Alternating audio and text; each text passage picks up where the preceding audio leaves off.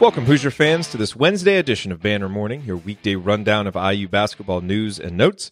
I'm Jared Morris, host of the Assembly Call, and we're now one day away from Indiana's opener in the Big Ten tournament.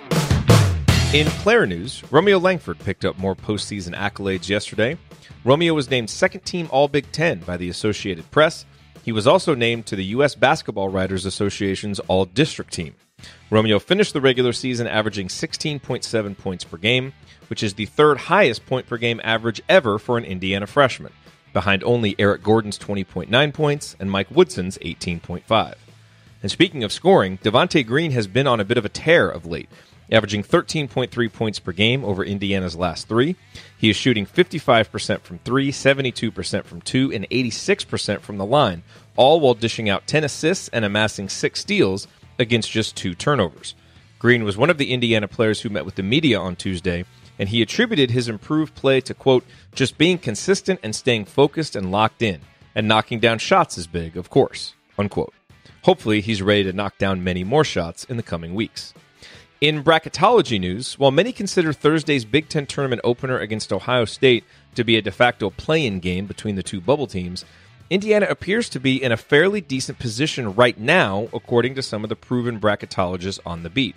Delphi Bracketology, the group of high school students led by our very own Coach Tonsoni that is currently number 1 in the bracket matrix, currently has Indiana as a number 11 seed. Our own Andy Bottoms, who previously held the number 1 spot at bracket matrix but is currently number 10, has Indiana as a 12 seed and one of his last 4 in.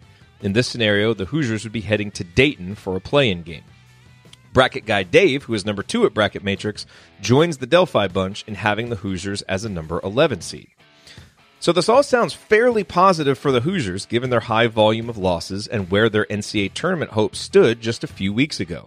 But it shouldn't give you a false sense of security.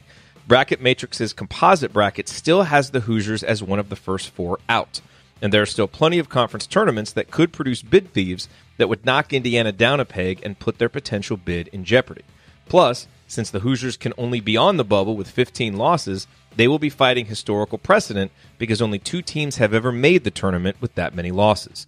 In summation, the Hoosiers just need to keep winning. Beat Ohio State, and a potential invite to the dance seems more probable than not. Lose on Thursday, and the NIT may be the best Indiana can hope for.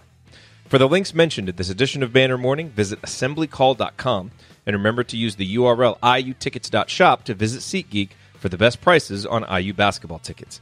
That's iutickets.shop, promo code ASSEMBLY for $10 off your first purchase. We'll be back tomorrow with a brand new edition of Banner Morning. Until then, keep your elbows in and your eyes on the rim, and go Hoosiers.